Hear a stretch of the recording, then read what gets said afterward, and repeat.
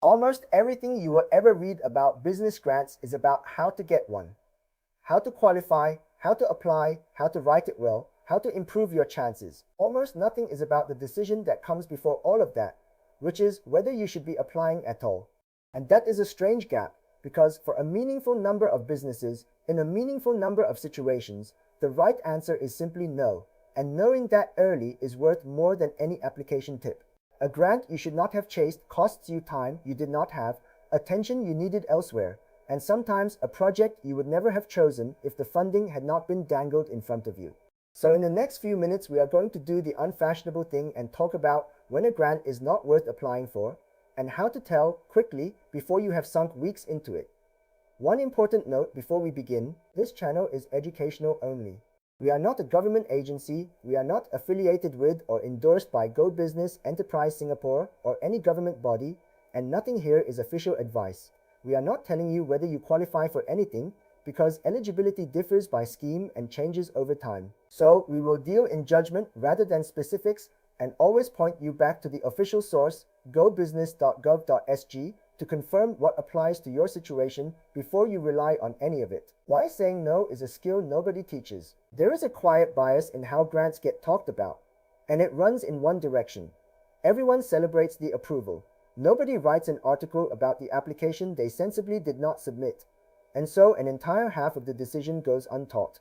It gets worse because of how the choice is framed to you. If someone tells you there is support available and you do not go for it, it feels like leaving money on the table. And that framing makes no sound like a failure. But it is not a failure, it is a decision, and often the more profitable one. The businesses that get the most out of grants are not the ones that apply for the most, they are the ones that apply for the right ones. And being able to say no is what makes their yes count for something. Chose Kitnin. Everything free. The first thing to be honest about is the cost of applying. Because most owners record it as zero. It is not. It is your hours, reading the guidance, understanding the terms, gathering documents, chasing your own paperwork, writing about your project, going back and forth on questions. And crucially, it is not your spare hours, it is your best hours, taken from the top of your attention, because that is where this kind of work has to come from. In a small business, the owner's attention is the scarcest thing there is, scarcer than cash, and every hour spent on an application is an hour not spent selling, serving customers, or fixing something that matters. That does not make applying wrong. It makes it an investment, and investments deserve to be judged. Once you price your own time honestly, some applications stop making sense immediately. When the grant is driving the project, here is the clearest signal that you should stop, and it is worth learning to notice in yourself. If the project would not exist without the funding, be very careful. Support is meant to help you do something you had a real reason to do, faster or better or sooner. It is not meant to invent reasons. When an owner starts adjusting a perfectly sensible plan to fit what is supported, or bolting on scope they do not want because it might improve the odds, or doing a project they never wanted because there is help available for it, the tail is wagging the dog. The test is simple and slightly uncomfortable. If the support disappeared tomorrow, would you still want this project?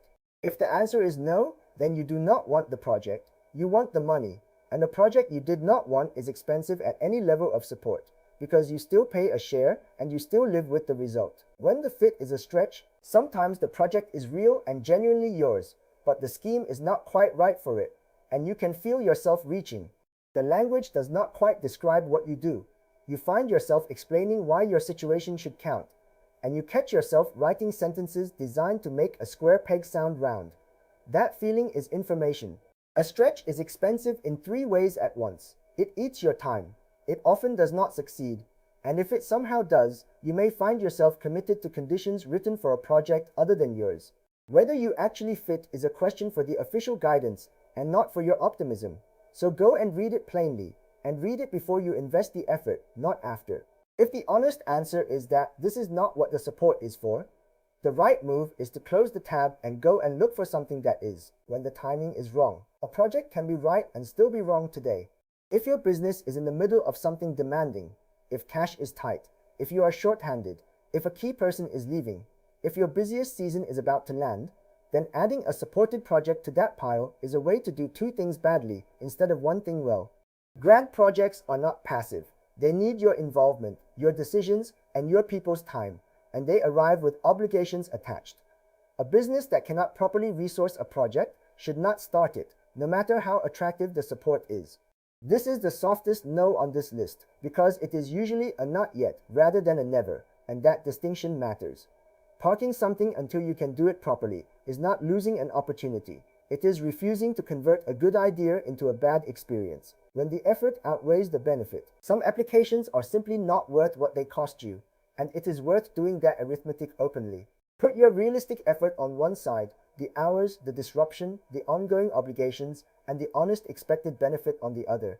And remember to weight the benefit by the chance that it happens at all, because an uncertain payoff is worth less than a sure one. We are not going to hand you a threshold because we do not know your business and we do not deal in specifics here, but you know roughly what your time is worth and you can feel when a number is not clearing the bar. If a modest amount of support requires weeks of your attention and years of record keeping, that is a poor trade for a small business even when everything goes well. Doing that sum before you start is what separates deliberate applicants from busy ones. When the conditions cost more than the support, this one is easy to miss because it hides after the decision. Support comes with terms, and terms are a form of cost. They can involve obligations you carry for a long while, records you have to keep, restrictions on what you can change, and reporting you have to do. For most projects, that is perfectly reasonable and worth it. But occasionally, reading through what you would be signing up to, you realize the conditions do not sit well with how your business actually needs to operate, that they would constrain a decision you can see yourself wanting to make. If that is the case, the right time to notice is now, while it is still a choice. Read the terms of anything you are considering on the official source and ask whether you would accept them if there were no money attached, because you are accepting them either way. When it pulls you off the main thing, zoom out for a moment, because this is the cost that hurts most and shows up least. Every business has one or two things that actually determine whether it thrives, and for most small businesses it is finding customers and serving them well. A grant-supported project pulls the owner's attention towards administration, providers, documentation, and process, and it holds it there for months. If that project is genuinely central to your business getting better, that is a fine use of your attention. If it is peripheral, something that would be nice, something adjacent, then you are trading the thing that matters for a thing that does not. And getting a discount on it does not make that trade good. Ask what your business most needs from you over the next few months. If the honest answer is not this project, then this is not the moment, whatever the support is worth. When you are applying out of fear of missing out, finally, watch your own motive, because it is often the real driver. A lot of applications are powered by a feeling rather than a plan, the sense that support exists and other people are getting it and you are somehow behind. That feeling is uncomfortable enough to make you act, and it is a terrible reason to commit your business to anything. Notice that it is about you, not about the project, and it will not be soothed by an approval because there will always be another scheme you did not go for. The cure is to return to the project and ask whether it deserves to happen on its own merits. A quick test before you commit. You can compress most of this into a short test you can run in 10 minutes before you invest anything. First, would I do this project anyway if there were no support at all? Second, does my situation genuinely fit what this support is for, according to the official guidance, rather than my hopes? Third, can my business actually resource this right now, in cash, in people, and in attention? Fourth, is the honest benefit worth the honest effort, including everything that comes after? And fifth, would I accept the conditions if there were no money attached? If you get a clean yes to all five, go for it wholeheartedly. If you are hesitating on any of them, that hesitation is not weakness, it is your judgment, and it is worth more than any application tip you will ever read. No is rarely forever. One last comfort, because owners find no harder than it needs to be. Deciding not to apply today is not the door closing permanently. The landscape keeps changing, your business keeps changing, and the project that is wrong for you this quarter may be exactly right in a year, when your cash is stronger or your priorities have moved. The habit that makes no easy is knowing you can look again, so check the official portal periodically and revisit the idea when your circumstances have genuinely changed. What you are declining is this application at this moment for these reasons. That is a much smaller thing than it feels like when you are sitting in front of it. A closing thought. So here is the permission to carry away. Not every grant is worth applying for, and choosing not to is a legitimate business decision rather than a missed opportunity. Applying costs your scarcest resource, so treat it as an investment and judge it like one. Be suspicious when the funding is driving the project, when the fit is a stretch, when the timing is wrong, when the effort outstrips the benefit, when the conditions would not be acceptable without the money, when it pulls you off what actually matters, or when the real motive is a fear of missing out.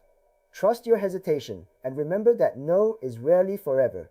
Remember too that everything here is general and educational. We are not a government agency, and we are not affiliated with or endorsed by anyone, and eligibility and terms differ by scheme and change over time. So check anything you are actually considering on gobusiness.gov.sg.